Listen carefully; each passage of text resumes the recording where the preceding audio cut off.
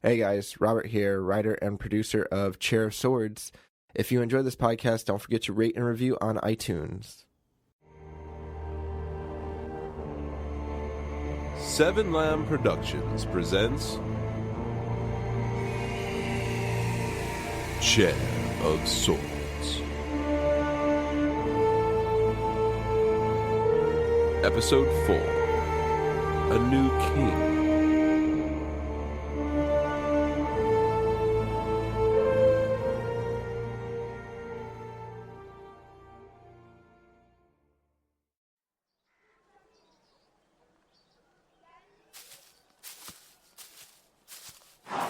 Hey there, Petunia. Ready for a day's ride? Or should I say night's? You know, 'cause of my name. Night was to be sent on another errand. Big Thumb and the council were worried for Queen Arietta, and what may happen to both Ravenfall and Nymeria as a whole. With King Leotard dead and the only heir to the chair King Leotard's young son Tommy, there was sure to be an uprising of grand proportions. Would the villagers rise?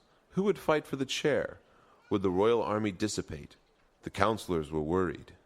They would send Night to the far-off coastal region of Egmar. He would retrieve an old war general known as Callan Rost. Rost used to lead the royal army until King Leotard found his tactics far too menacing. Steady, girl, steady. Let me mount. The exact words you say to me when we are in bed. Were you to leave without nary a goodbye?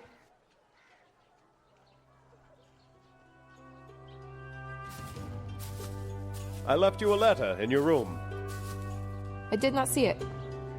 You should not be here. The stables are no place for a princess. I am fully aware. I did not only come to say farewell, but to also summon you to court. I am not up for a game of b-ball. No, the other court. I was just there. I talked to the council. No, the chair room. Why must I go there? The king would like to talk to you.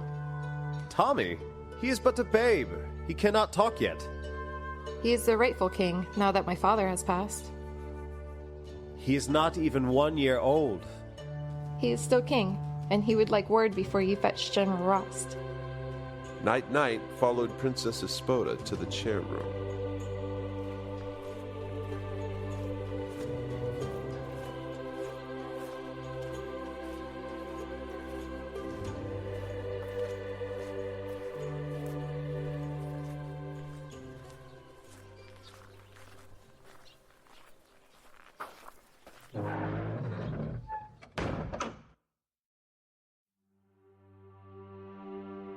While the son of King Leotard was in the Chair of Swords and technically ruler of these lands, everyone knew it was Queen Arietta pulling the strings. She tied a couple strings to Tommy's arms and legs and worked him like a puppet so that he may be more animated. Tommy was a 10-month-old baby, and there was no way he can rule all of Nymeria by himself. The kid still shits in his diaper and giggles at squeaky things.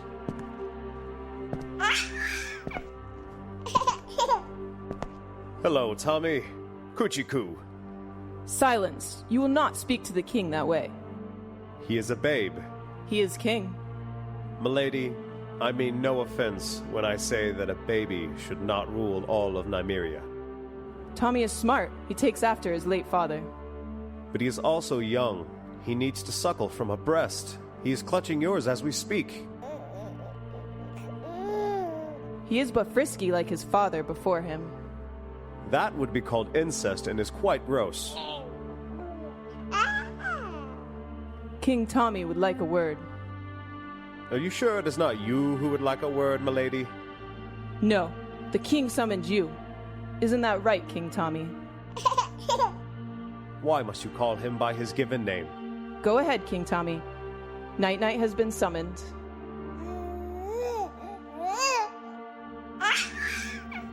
He is pleased to see you. May I ask what for?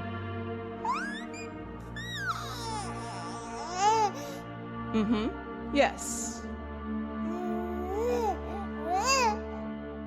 I see. King Tommy wants you to make sure General Rost comes back to Ravenfall.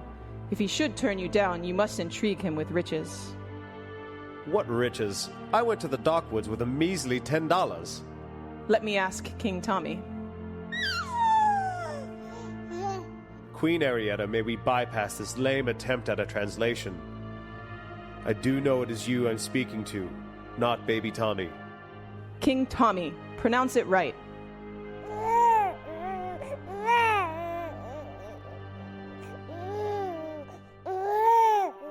Very good, Night-Night. Now you've upset the king. It was not me. He bumped his head on one of his hilts. No, no, no. It was you. You upset him and now he cries. I hope you feel like a big butthead. I do believe I smell quite a bit of shit. Maybe he needs a change.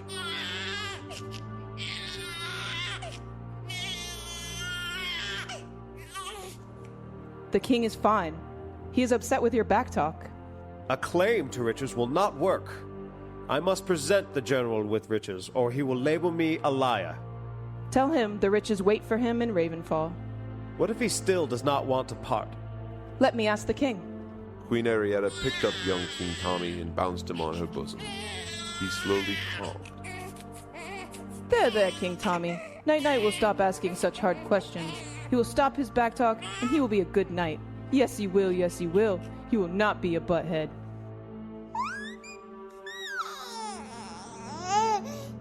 Now what do you want to do if General Ross will not come to Ravenfall for promised riches?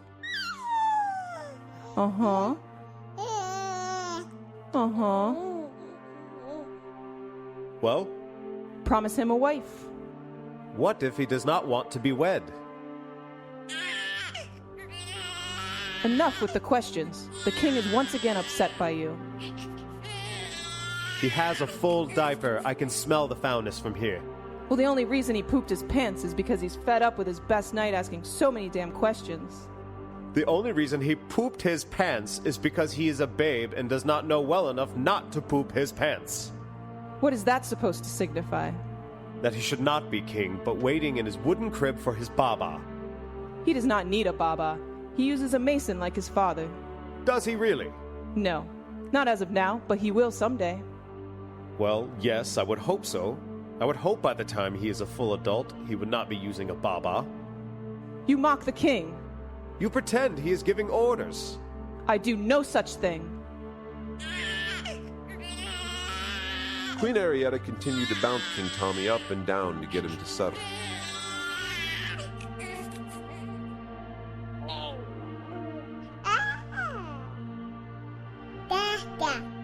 Oh my, his first words. But you just claimed he was giving you orders. Oh, shut it, brave knight. Bring Ross to me. Go, now, for I must change the king's poopy pants. As you wish, milady.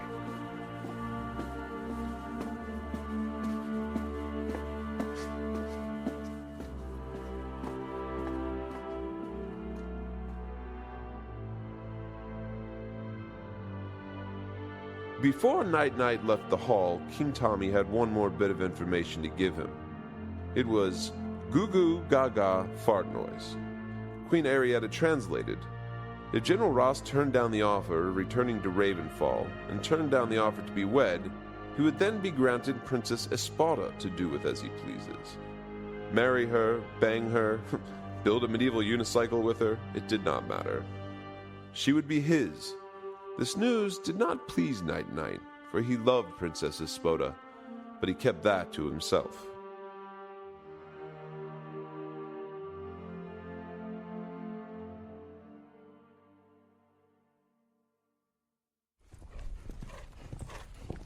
Now Night-Night rode along the country roads, heading for the coastal villages of Egmar.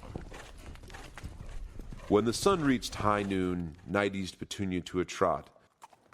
He made his way past the grains, past the farmland, and the strawberry fields forever. He made it to the rocky coast, but found himself strolling up to an old wooden bridge. Easy, Petunia. This bridge does not resemble anything safe. Be wary and mindful of your stomps. One step at a time, great steed. Whoso wishes to cross my bridge? a nasty little troll jumped out from behind a large boulder. He had green skin, thick, crazy hair, and moles all over his nose and forehead. I am Night. Sleepy? No, that is my name. I am a knight for the king's guard. My father Ares, Lord of Breckenridge. My mother Sweet Tea of the Fallows. What brings you to my bridge? I have been sent by King Tommy to retrieve old General Rost of the coastal village of Igma. The coastal villages? The coastal villages, you say? That is what I say. Oh, good. My hearing is quite bad. Wanted to make sure. Well, that is what I have said. If you want to reach the coastal villages, you must cross my bridge. That is what I plan to do. But before you do, you must answer 3 riddles. I do not have time for your jokes, troll. I said riddles. None of these have punchlines. Then I shall deem them unfunny. They are not supposed to be funny. What kind of jokes are they then? They are not jokes. They're riddles, you fool. Answer my riddles. All 3 must be answered before you may cross. Come with it then. I have not the time. I shall start easy. I am tall when I'm young, and short when I'm old. What am I? A candle, of course. Very good, knight. Second riddle. Many dream about the future, and many dwell on the past. But what of the present? Given as a gift. Very good, knight. Last riddle, the toughest yet. The first letter in whale, but not in whole. The second letter in night, but not in toe. The third in bless. Oh yes, really. The fourth in hello and in he. The whole is something that you make before you eat a birthday cake. What is the word? The word is wish. Ah, you have solved my riddles with ease. Are you trying to tell me something, troll? It is my birthday. And no one gives a care. Night got off the steed and walked over to the saddened troll.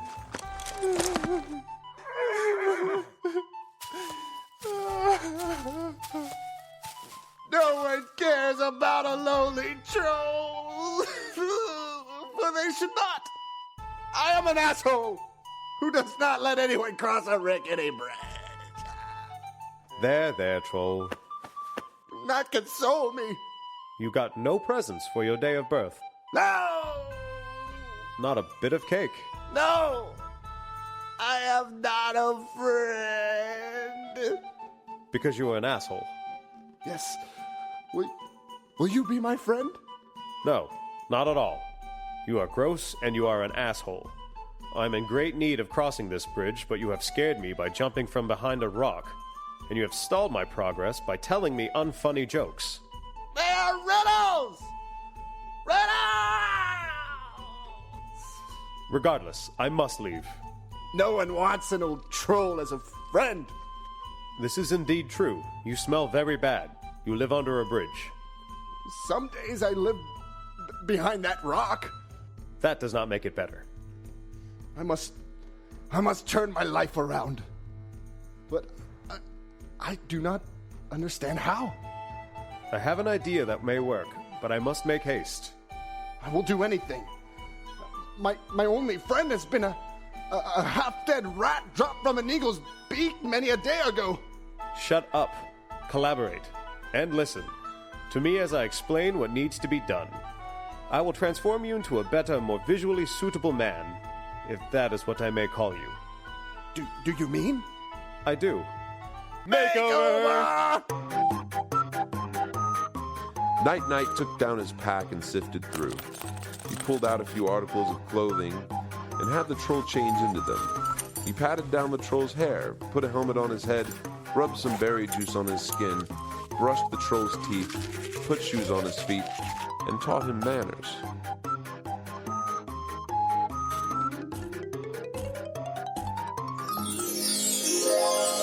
How do I look? Let me put it to you this way, little troll. You now smell more like a horse's ass than his shit. And you look more like a disgusting wench than a disgusting wench's ass. So, slightly better? Ever so slightly. Do you think I may have friends soon?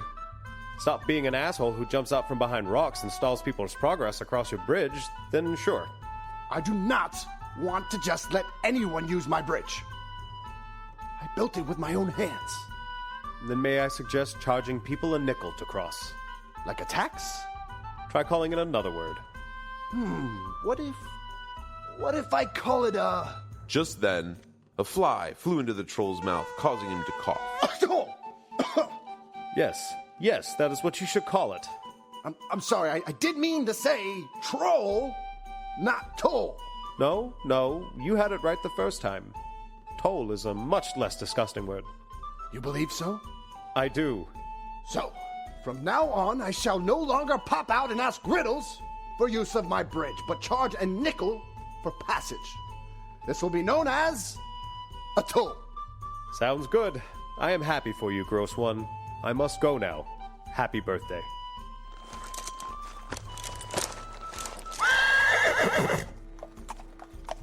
Goodbye, friend! Don't call me that. Bye.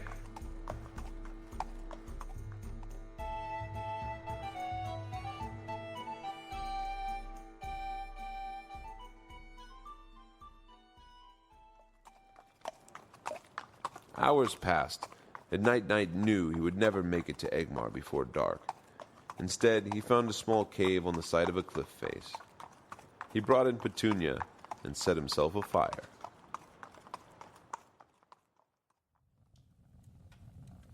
Petunia, we shall rest here for the night, and once again ride in the morrow. We should not have spent so much time helping a lowly troll.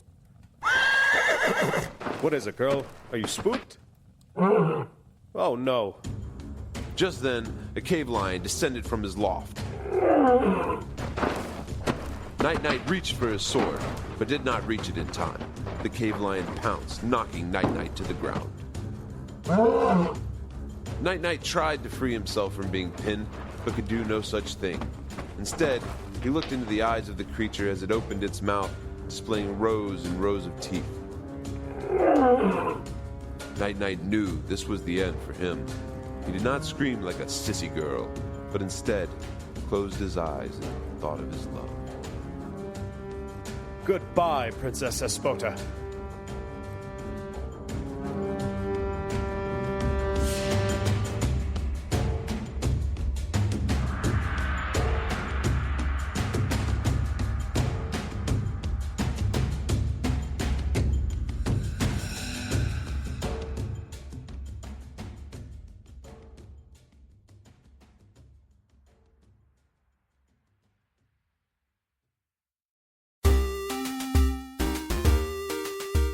Chair of Swords, written by Robert M. Lamb. Edited by Robert M. Lamb, Amber Simpson, and Adam Jetmore. Starring Nick Engelhardt, Amy Luray, Jack Austin, Brian Messi, Ashley Cardasano, Amber Simpson, Robert M. Lamb, Alicia T., Brett Wilkins, Jose Caraballo, Jay Moron, Kaylin Boyd, Mike Lenhart, April Cadmus Marsh, Victor M., Ryan Grosjean, Seth York, Ryan Wiggs, John Lazavit, Chris Cardazano, Caitlin Core, Ashley York, Hope Ennis, Brian Eames, and Arlene Toro. Music provided by Kevin MacLeod of Incompetech.com and Soundsnap.com. Visit www.7lamb.com or www.blogtalkradio.com/7lamb for more fictional podcasts. And don't forget to rate and review on iTunes.